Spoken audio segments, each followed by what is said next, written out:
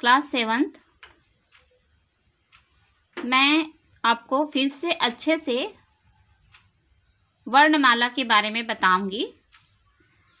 वर्ण, सबसे पहले आप कॉपी में लिखेंगे वर्ण, हेडिंग डालेंगे।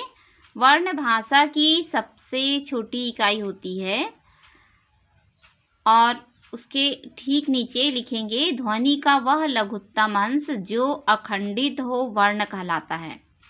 जैसे रामः शब्द में र, आ, म, अ और विसर्ग जिसको ह पढ़ते हैं, ये 5 वर्ण हैं।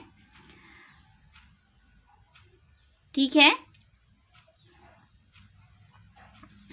विसर्ग जो है अक्षर के रूप में नहीं, चिन्ह के रूप में, 2 बिंदु के रूप में यूज होता है, उसको हा पढ़ते हैं।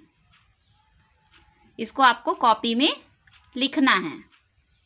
क्लियर? वर्ण आपको अच्छे से समझ में आ गया कि वर्ण जो है भाषा की सबसे छोटी इकाई है, इसको और खंडित नहीं किया जा सकता, यानी कि इसको और तोड़ा नहीं जा सकता, और वर्ण को अक्षर भी कहते हैं।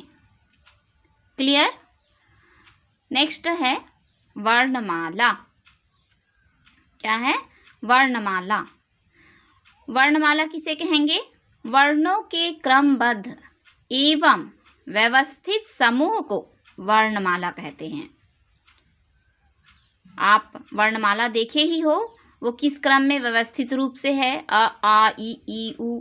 उसी प्रकार व्यंजन में भी क, ख, ग, घ, अंग, ये जो है ऊपर 5 के लाइन में च, छ, ज, झ, या, इस तरह से। तो ये क्या है? एक व्यवस्थित क्रम में है। तो वर्णों के क्रमबद्ध एवं व्यवस्थित समूह को ही क्या कहेंगे? वर्णमाला कहते हैं। वर्णों के समूह को वर्णमाला कहते हैं।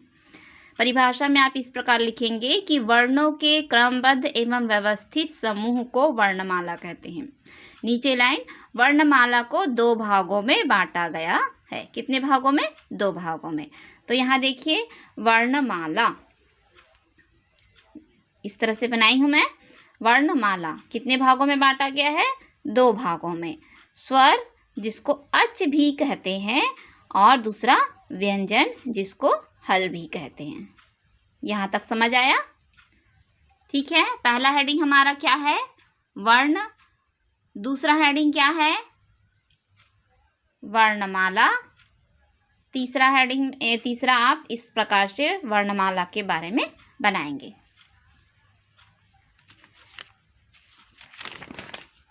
नेक्स्ट स्वर के बारे में बता रही हूं।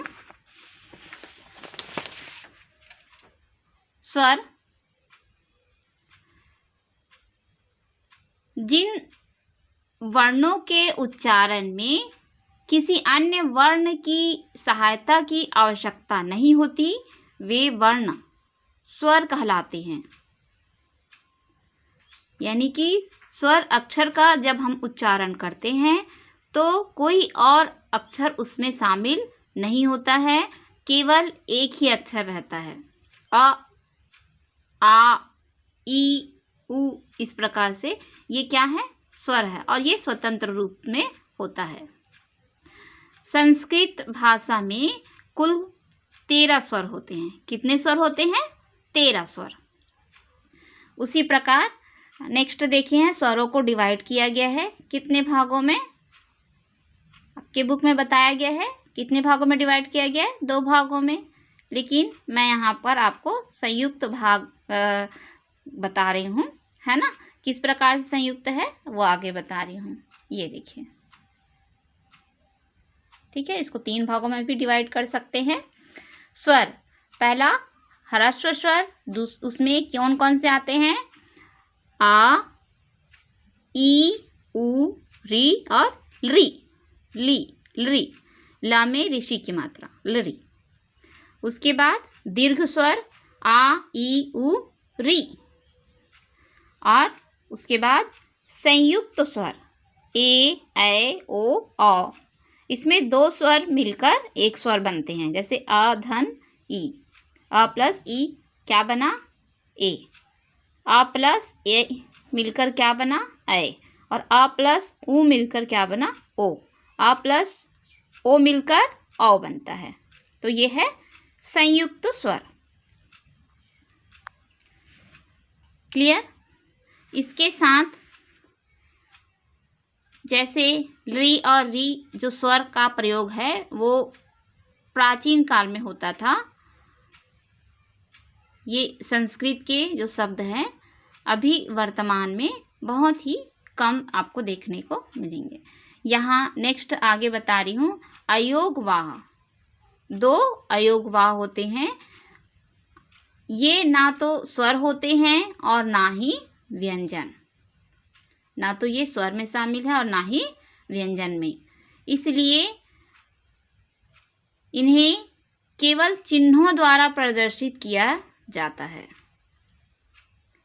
ठीक है, ये जैसे अ के ऊपर बिंदु लगा दिया जाता है अम, ठीक है, तो ये क्या है?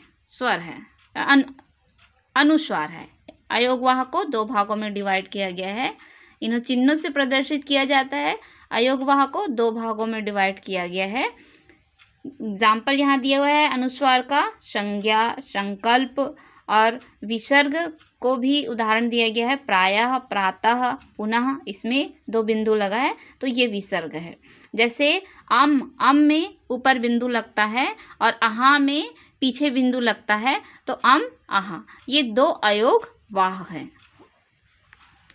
ठीक है, अब आप हेडिंग डालेंगे स्वर करके, और स्वर करके हेडिंग डालने के बाद अ का इस प्रकार लिखेंगे और उसके बाद अ से क्या बनता है? अश्वः। अश्व का मीनिंग क्या है? घोड़ा। ठीक है, आ से आम्रम। आम्रम का मीनिंग क्या है? आम। ठीक है, इस प्रकार से आप इसका हिंदी मीनिंग भी आप लिखना चाहो तो लिख सकते हो। आपके बुक में डायग्राम में की सहायता से आपको इसका हिंदी मीनिंग मालूम हो जाएगा। यदि कोई डाउट होता है तो आप पूछ सकते हैं। ठीक है।